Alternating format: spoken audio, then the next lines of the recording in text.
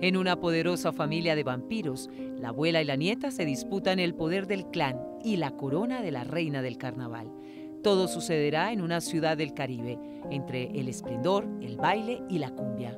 Hoy, en Señal Literaria, la ganadora del Premio Nacional de Narrativa Elisa Mujica, Claudia Amador.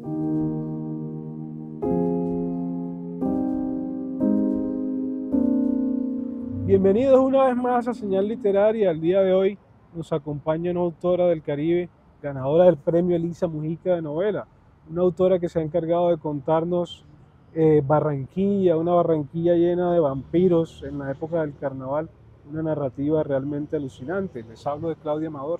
¿Cómo estás, Claudia? Bienvenida a Señal Literaria. Ay, Eric, muchas gracias. Yo estoy dichosa de estar acá con ustedes para compartirles un poquito del mundo de Alta Sangre. Qué gusto que estés por acá, Claudia. Bueno, Claudia, conversemos sobre esta novela que te mereció el premio Elisa Mujica de narrativa. Esta es una novela bien especial, ¿no? Prácticamente es como un gótico en el Caribe, si se quiere. Asistimos a una historia de vampiras, de vampiresas que luchan por el poder.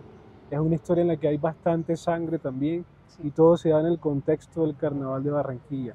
Cuéntanos un poco cómo nace esta novela. Bueno, esta novela nació en el 2020 como un pequeño relato. Básicamente yo siempre he estado muy interesada en el terror, en el gótico específicamente, en el tópico del gótico. Lo he estudiado, lo he leído. Creo que Carmila de Sheridan Le Fanu, por ejemplo, es uno de mis libros de cabecera. Pero nunca se me ocurrió escribir terror o jugar con los tópicos del terror en la costa, porque le tenía mucho miedo. Yo sentía que era algo muy alejado. El terror igual siempre se percibe frío, en castillos, en conventos, ¿no? Siempre es una cuestión muy externa a lo que vivimos en la costa, que es calor, sí, baile, música. Y creo que tuvieron que pasar muchos años para que las dos cosas convergieran de alguna manera. Y fue por un ejercicio que me pusieron en el pregrado, que en una materia que se llamaba Terror y Sociedad, era pensarnos un arquetipo del terror desde lo local. Y entonces se me ocurrió, listo, ahí como sin pretensiones de nada, pensarnos cómo serían vampiros en Barranquilla, ¿no? Claro. Yo dije, bueno, ¿qué puntos tienen en común? Entonces, a lo que hablábamos ahorita antes de empezar el programa, hay una cuestión ahí como de la aristocracia, hay una cuestión ahí del poder, hay una cuestión, si se piensa, muy parasitaria del asunto, ¿no? Cómo funcionan las castas de poder, no solo en la costa, pero que la costa es un gran ejemplo, y cómo funcionan en el universo clásico vampírico. Y también pensaba que no me sirve, ¿no? Entonces no me sirve que no caminen bajo el sol, porque yo necesitaba que esos vampiros, así como hay personas regadas por el mundo con diferentes características según su origen, pues mis vampiros eran de la costa, ¿no? Mis vampiros conocen su territorio, mis vampiros habitan su territorio, entonces mis vampiros tenían que estar permeados en ese momento de todo lo que es Caribe, ¿no? Claro, claro. Y ahí nació un pequeño cuento que terminó siendo, luego de cambios de reescritura, el prólogo de la historia. Entonces ahí nació la familia, nació la matriarca, la abuela, Julia Banterroso, nació una nieta, que en el relato se quería jugar mucho con que llegaba una especie de criatura a la familia que tienen que domesticar y que al final el lector no supiera si era una bestia, si era un animalito o si era una persona. ¿Que es Julieta? Que es Julieta, exacto. Sí. Entonces así nace. Bueno, Claudia, conversemos también un poco sobre algunas dinámicas que me parece que están muy presentes en la novela, ¿no? Hablo particularmente del cuerpo. Me parece que el cuerpo de las vampiresas es muy importante, pero no solo de ellas, el cuerpo en general del ciudadano barranquillero en esta novela.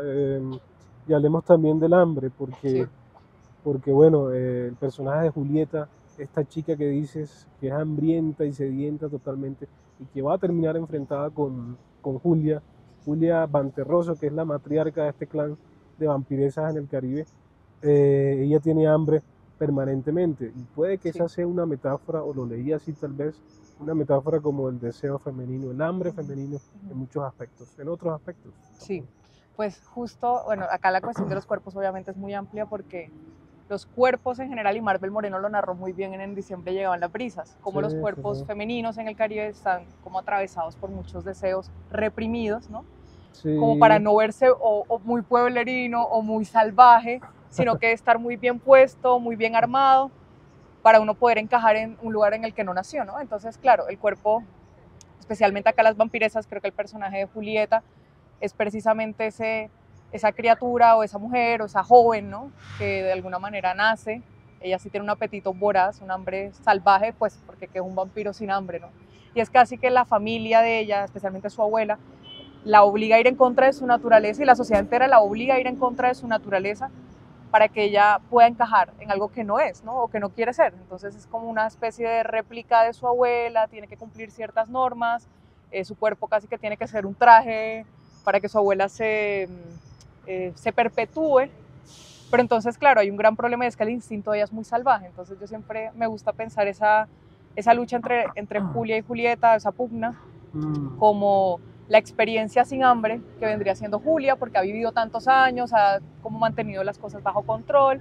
Es como esa especie de poder viejo que ya huele a polvo, que ya lleva mucho tiempo enquilosado, ¿no? Y eso sí, es muy cercano a nosotros en la costa. Ajá. Pero también está el hambre sin experiencia, que es esta cuestión salvaje, violenta, sin aspiraciones de nada, que es puro instinto, ¿no? Entonces como esa pugna eterna, y creo que ellas representan esos ideales también, pero también muchas otras cosas, porque al final son cuerpos femeninos, atravesados uno por la vejez, por ejemplo, ¿no? Por la muerte cercana, el otro por la juventud, por el hambre, por los deseos y por la música, ¿no? Entonces son cuerpos que todo el tiempo están atravesados, están performativizando, si se puede decir, dentro de un carnaval, en donde las reglas establecidas también se van a trastocar, incluso dentro de los cuerpos de ellas. Claro, yo estaba pensando también en el deseo sexual femenino, ¿no? En cómo siempre se le ha puesto un lente, quizás una crítica permanente, como que se ha puesto bajo sospecha por mucho tiempo el deseo sexual femenino, si se quiere. Bueno, Claudia, conversemos también sobre el asunto de las castas, porque estas vampiresas finalmente pertenecen a la clase, si se quiere, social más pudiente en la ciudad. Son las que imponen también las reinas en el carnaval, pero también, bueno, son las que chupan la sangre, ¿cierto? Cuéntanos tú un poco qué quisiste decir con el asunto de las castas, porque creo que se presta como una metáfora muy poderosa. Antes me gustaría agregar algo sobre lo que dijiste del deseo femenino. Sí. Es muy chévere porque el gótico como tal, el gótico clásico, de hecho, nace para hablar de ese tabú, esos deseos que en la era de la Ilustración no se tenían en cuenta, ¿no? Y creo que viene mucho a colación con lo que mencionas, obviamente como este hambre insaciable de los personajes, pero ahorita en la nueva versión de Nosferatu, por ejemplo, actualizaron todo el mito y agregaron una dimensión nueva que es el deseo oculto de la protagonista, ¿no? Y eso me parece muy chévere porque el gótico y el terror gótico, con esa estética, siempre ha buscado mostrar lo oculto, lo que no se debe, y en este caso siempre está por ahí presente como lo que atrae, lo que repele del cuerpo, especialmente de las mujeres. Entonces ahí está como esa cuestión muy bien leída de tu muerte también dentro de la novela, y que se junta mucho con las castas, como hablamos ahorita. Yo creo que no puedo no hablar de Marvel Moreno al hablar de castas y de deseos, porque precisamente ella lo plantea muy bien, como esta represión que están en las castas, en las clases sociales. Y en una primera versión de la novela sí era un poco más crítica con el asunto de las clases sociales, de las castas. Era casi que cambiar algunas letras de ciertos nombres y plantearla, ¿no? Era casi que una denuncia. Pero luego de tiempo, de dejar reposar el manuscrito, de encontrar otras formas, también me di cuenta que más que una denuncia, mi objetivo es un reflejo, ¿no? Mostrar ciertas dinámicas que pueden estar bien, que pueden estar mal. No es mi objetivo hacer un juicio de valor, ¿no? Realmente, porque es que son cuestiones que han sido así toda la historia y que no soy nadie para decir que tienen que cambiar, ¿no? Porque la cuestión de, por ejemplo, de estas casi que monarquías en torno al carnaval, por ejemplo, es una cuestión muy compleja, porque es que el carnaval sí es un aparato social, sí es un desmadre colectivo, sí es una fuerza que arrasa la ciudad por un par de días y permite muchas cosas, pero también es un negocio. Y obviamente en la costa atlántica, en Barranquilla, que nunca en la novela digo la palabra Barranquilla, digo la costa, pero pues hay como muchos paralelos obviamente, se necesita tener dinero para eso. Entonces hemos tenido reinas del carnaval, y digo hemos porque todos estamos siempre, por muy lejos que estemos de la costa, estamos muy pendientes de eso. De otros que no son quizá de la clase social dirigente y eso, y se ha notado la diferencia incluso en la recepción del público. Y es algo que yo quise plasmar mucho en la novela, porque claro, es como es lo que hablamos ahorita de este poder que ya lleva mucho tiempo puesto, pero que mientras satisfaga al pueblo con su carnaval, pues la gente lo acepta y está feliz. Es más, un cambio es impensable e imposible porque afectaría directamente la fiesta y afectaría directamente como ese momento de desafore del pueblo. Entonces, hay como 3 castas, clases sociales, si se quiere, planteadas en la novela, que son los pura sangre, que vendrían siendo como estas criaturas ya con linajes externos que de alguna manera migraron o colonizaron la costa, por decirlo así. Están los mixtos, que es como una especie de mezcla entre sangre pura sangre, humano, hay como una mezcla ahí bien interesante. Y yo creo que esta es la clase o la casta, si se quiere, una de las que más me interesaba, porque hay una cuestión en ellos que es que ellos no quieren surgir, o sea, a ellos no les interesa ser pura sangre, pero de alguna manera están un poco más elevados que los humanos, ¿no? Y casi que ellos son ese poder silencioso, medio místico, ¿no? Los mixtos o las mixtas son las que pueden como acuerpar poderes que las conectan con otras cuestiones más esotéricas, más místicas, más espirituales o religiosas, y es precisamente por esa falta de poder o esa falta de querer un poder ciego, y por ende terminan teniendo más poder que los demás. Siento que ellas son las que manejan ciertos hilos ahí del destino, si se quiere. Y están los humanos, que es como quienes representan ese afán de querer ascender, ¿no? Como que el sueño de los humanos es que en el carnaval los muerdan y los vuelvan pura sangre, ¿no? Así se mueran en el intento. Bueno, y estas vampiresas que son las que prácticamente mandan en la lógica del carnaval y en la ciudad, porque además pertenecen a un grupo político en el que hay senadores, ¿cierto? El esposo de María del Pilar es un senador, un vampiro también, dicho sea de paso. Pero bueno, algo curioso también es el hecho de que, claro, siempre se ha comentado la cultura un poco machista en algunos rincones del Caribe y todo ese asunto.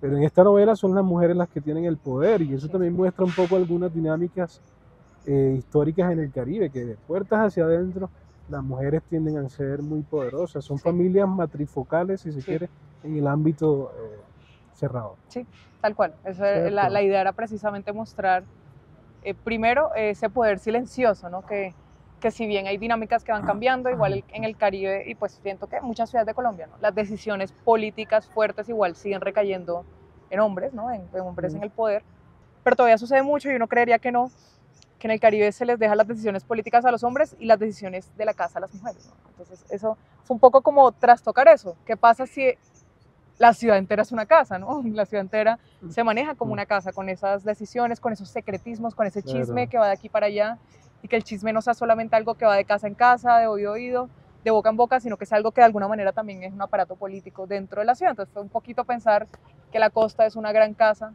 un gran pueblo, que sí también lo puede ser, y entonces por eso hay personajes como el del senador, que es como este ejemplo de personajes, pueden ser masculinos o femeninos, pero pues la tendencia siempre ha sido que son masculinos, ¿no? Que cuando hay algo en la casa, cuando hay, decimos en la costa, despelote en la casa, ellos se van, ¿no? Uy, están peleando, me voy. Entonces casi que este personaje siempre se está yendo porque siempre hay despelote en la casa, ¿no? O sea, siempre hay caos en la casa, siempre hay caos en la ciudad, y él se va. Claro, el tipo es un poco huye. eso. Sí, exacto, es un poco eso, como que le dejan las decisiones difíciles, como que dice a estas mujeres que ya tienen todo bien agarrado, ¿no? Entonces, un poco eso también. Bueno, Claudia, hablemos un poco también de la importancia del carnaval, el carnaval en esta obra, la fiesta de la carne. Yo creo que tú la retratas muy bien, y estoy pensando, si se quiere, en el componente religioso, espiritual también de las fiestas, y el hecho tan particular en el que todos los carnavales finalizan en el martes de ceniza, prácticamente, cómo se combinan esas fiestas, la religiosa y la fiesta pagana. Sí, es que el carnaval es muy interesante precisamente porque su unión con las Semanas Santas es intrínseca, es que casi que la una sin la otra no pueden existir, ¿no? Es que todos los carnavales existen para que el pueblo desafore, para que el pueblo saque, para que el pueblo sea lo que quiere ser, pero teme ser a la luz del sol, ¿no? O sin máscara. Pero el carnaval pierde sentido sin ese peca y reza empata, ¿no? Sin ese desafore no existe si luego no se puede rezar para limpiar esos pecados hechos en el carnaval. Entonces hay un texto muy chévere de Fuenmayor, un viejo cuento de Escopeta, por ejemplo, que es José maravilloso. Félix Fuenmayor. De José Félix Fuenmayor, sí. Que básicamente es como este ensayo de un desfile de carnaval muy alegórico, pero entonces casi que en el marco del carnaval se abre una brecha para que el diablo aparezca, ¿no? Silenciosamente, ¿no? Aparece un hombre, les da una escopeta y esa escopeta de alguna manera es como el instrumento del diablo, ¿no? Sí. Y pasa una tragedia. Entonces, es un gran cuento. Sí, es un excelente cuento. Sí. Y yo lo leí precisamente en el pregrado para estudiar un término que a mí me parece fundamental en la novela y me parece fundamental en la vida, que es la carnavalización. La carnavalización no es solamente no solamente estudiar el carnaval con componentes literarios, sino cómo la narrativa y la performatividad de la vida otra vez y de la literatura puede tomar esa hibridación o ese, si se quiere, como ese límite difuso del carnaval en donde uno ve el desfile, pero al mismo tiempo uno está vestido como parte del carnaval, ¿no? Entonces quien me mira a mí mirando está viendo un performance. Se abre una brecha casi que espectral, ¿no? En donde los diablos, las diosas, los fantasmas, todo puede entrar, porque es que todo el mundo quiere fiesta, ¿no? Incluso el más allá. Claro, es un claro. poco esto. Se podría decir, Claudia, que uno de los temas transversales importantes en esta novela es la lucha por el poder. Porque, bueno, uno asiste a esa lucha tremenda que se termina librando entre Julieta, que es la candidata a reina joven del carnaval, Sí. y su abuela Julia, que Sí. es la gran matriarca vampiresa del Caribe, si se quiere, y que se quiere perpetuar eternamente. Sí, sí, básicamente es, entre muchos tópicos, creo que la ventral principal es eso, es como una búsqueda, sí, como que preguntarnos qué es el poder en el marco del carnaval donde todo es tan difuso, ¿no? Donde todo se tambalea, donde todo cambia, y cómo se mantiene el poder, ¿no? Y los mecanismos que puede buscar cualquier personaje o persona para mantenerse en el poder. Entonces, claro, Julia, como ha vivido tanto tiempo, no es mucho spoiler lo que voy a decir, es parte del personaje, pero como ha vivido tanto tiempo, llega un momento en que ya ella conoce, no sé, conoce los poderes místicos, conoce que los dioses existen, que hay cosas más grandes que ellos en el mundo, pero ya decide ni creer en ellos, ¿no? Como que ya el poder de ella está como tan dentro de su cuerpo, de ella, que casi que ella es una alquimia sin alma, ¿no? Como que ella ya malinterpreta los símbolos de lo sagrado, de lo eterno, y lo trastoca para ella perpetuarse, ¿no? Casi que los transgrede también. Entonces eso también es muy interesante, porque ahí está lo que decías tú, es una lucha de poder entre ese poder viejo, ¿no? Esta mujer que ya lleva mucho tiempo y utiliza todas estas artimañas para perpetuarse, y casi que otro personaje que es Julieta, que no quiere el poder. Pero entonces también hay otros personajes como Enriqueta, que es como la nana, la gran bruja de esta historia, que realmente es la que tiene el poder, porque ella sí está clarísima en que su objetivo es como estar en paz con poderes mayores, ¿no? Y ella se vuelve canal. Pero entonces también están las malas lenguas, que vienen siendo como un personaje colectivo, que llevan el chisme, y el chisme también se vuelve poder. Entonces es como casi que es tomar la idea de poder y trastocarla desde diferentes frentes, y también dar a entender que no es un solo el poder, pero que incluso ese poder que uno cree que está vigente y es fuerte, se puede trastocar y se puede tambalear, ¿no? Y se puede romper. Bueno, Claudia, yo sé que además tú eres librera de una belleza librería que queda por acá cerca, Sí. La librería Wolf, ¿cierto? Sí. ¿Te parece si continuamos nuestra conversación ahí? Sí, de una, vamos. Vamos.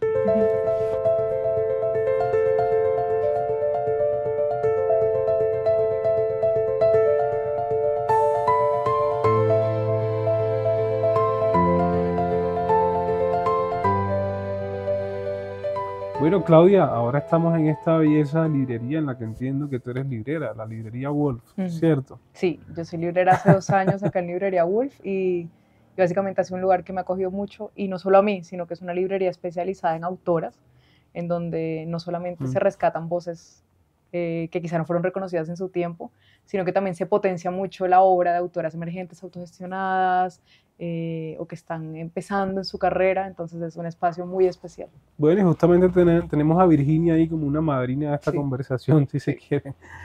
Claudia, cuéntanos un poco cómo llegaste tú a la literatura, cómo se te reveló ese camino literario. La literatura, bueno, yo creo que al inicio yo te contaba que yo empecé haciendo teatro mucho tiempo, casi que 6 años solo enfocada en el teatro, pero incluso dentro del teatro hay una cuestión, y creo que eso fue importante también para la manera en que abordo ahora la literatura, que es pensar la literatura como una cosa viva, ¿no? Porque, bueno, el teatro me enseñó que lo que está escrito en un papel, en un guión, o en un libreto, ¿no? cobra vida durante el performance de una obra de teatro, durante la presentación. Entonces yo siento que eso a mí siempre me ha llamado la atención, plasmar eso en la literatura, plasmar lo vivo, plasmar la música, plasmar el baile, plasmar la intertextualidad, eso que se sale también de la página y interpela al lector. Y entonces la literatura fue llegando también como de a poco, como que se fue colando a través del teatro. Yo empecé escribiendo monólogos, empecé escribiendo, pero para teatro, ¿no? Y poco a poco se fueron revelando otras cosas. Una de esas cosas es que disfrutaba más escribir los personajes que interpretarlos. Empecé a hacer talleres de dramaturgia, muchos de esos libretos pasaron a ser cuentos, pero realmente me tomó la literatura en serio gracias a un proyecto muy bello de acá de Bogotá que se llama Mirabilia de Libros. Mirabilia es una editorial y es una librería especializada en ciencia ficción, en terror, en géneros no miméticos. Ellos tenían un concurso que se llamaba Mirabilia de Cuentos de Ciencia Ficción para personas entre los 18 y los 26 años. Entonces yo estaba en Barranquilla, vi ese concurso y no sé, me aventuré a escribir ciencia ficción por primera vez en mi vida. Un cuento que ahorita lo leo y me gustaría quemarlo, pero digamos que en ese momento fue muy especial. No ganó, pero quedó de finalista. Entonces creo que ahí empecé como a jugar con la ciencia ficción. Yo empecé primero escribiendo solo ciencia ficción, lo que te decía, al terror le tenía mucho respeto, le tenía como... como ya vi que la cuestión era en serio, la literatura ya se fue volviendo como algo en lo que podría ser bueno, ¿no? Uno nunca es del todo, pero siempre se está formando para ser mejor.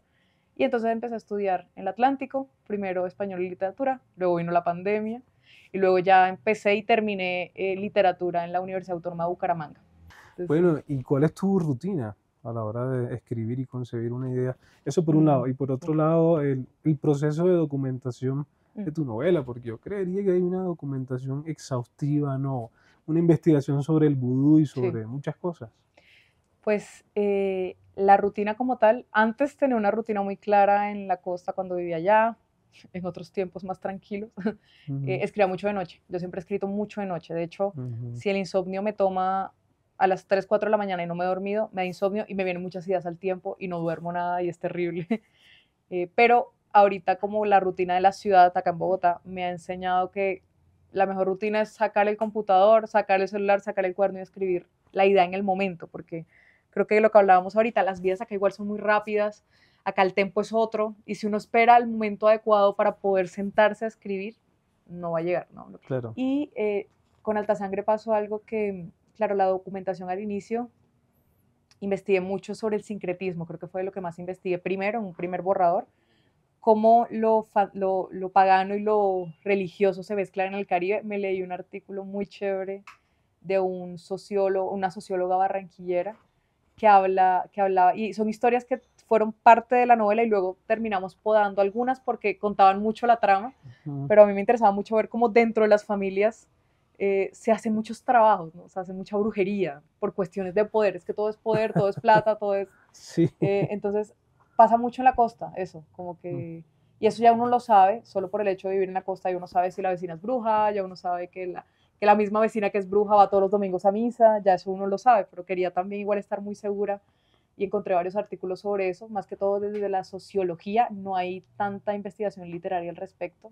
Pero entonces ya cuando el primer manuscrito de la novela tenía como unas referencias más a unas runas, la transformación se hacía por medio de unas runas, y ya cuando pasa lo del premio, entro ya en edición con las editoras de La Una y de Mirabilia, quedamos en que, claro, eso era un poco muy externo, y si el objetivo de la novela era adentrarnos en ese sincretismo del Caribe, y que, claro, el carnaval dentro de la novela no solo el carnaval de Barranquilla, sino que también es el carnaval son los carnavales del Caribe unidos, por decirlo así, como una amalgama del carnaval como colectivo, porque no reemplazaba esas cosas con cosas más cercanas del Caribe. Entonces ahí fue cuando ya me puse de lleno a leer sobre las diosas del Caribe, y realmente el vudú y eso me sorprendió mucho, y creo que eso fue lo que realmente quise plasmar del vudú, porque las deidades que yo planteo acá no existen, tomo nombres de tipos de deidades, es decir, están los simbis, están los petros, pero yo tomo como si fueran una deidad única y le creo otra historia aparte, porque mi interés no era plasmar el vudú tal cual, sino tomar la esencia, y la esencia es como una conexión muy profunda con los mayores y con las deidades, ¿sí? Como que hay una cuestión ahí, es que tú no le puedes pedir a una deidad que te haga un trabajo, un favor, si no hablas con ella antes, ¿no? O sea, como que todo el tiempo tiene que haber un diálogo, como quien dice, no me escribas solo para pedirme un favor, tienes que crear un vínculo. Y es una especie de vínculo muy horizontal que se hace tanto en una comunidad como con estas deidades. Y eso me pareció muy bello. Entonces, todo eso, toda esa investigación me sirvió para 2 o 3 fragmentos de Enriqueta. Entonces, creo que ahí fue la investigación más ardua. Bueno, querida Claudia, gracias por estar acá en Señal Literaria, este espacio que seguirá siendo tu casa para cuando quieras volver, y esta conversación alucinante, llena de vampiros y Caribe. No, Eric, muchas gracias a ti por la charla, gracias a todas las personas que están acá con nosotros y todas las personas que nos van a ver. Espero que se acerquen a Alta Sangre y se adentren al Pegue de los Mundos. Claro que sí, está más que recomendada. Para cerrar, querida Claudia, yo te invito a que nos leas un fragmento de la novela, Alta Sangre, Claro que sí. el que quieras. Dicen que de cachorra le gustaba morder. Les arrancó pedazos de piel a 3 sirvientas y a una casi la desangra. Lo sé, porque las 3 eran del pueblo. Me contaron que la señora Julia Banterroso le ordenó a su hija, María del Pilar, que la domesticara porque así no le iba a servir de nada. Eso sí, la criatura nació con unos ojos hermosos, esmeraldinos, de embrujo bravo. Apenas la señora Julia la vio, se dice que se le puso la mirada de loba tierna y que no dejaba de repetir: hay que dejarla como una seda, hay que dejarla como una seda. Ni más faltaba, si todos sabemos que de esa casa solo se exporta lo mejor: vestidos de hilo egipcio con bordados intrincados, sanguina, la sangría más importante del país, ese destilado de sangre que no sacia para nada, pero que está bien visto tomar, y, por supuesto, las crías más bellas de este platanal.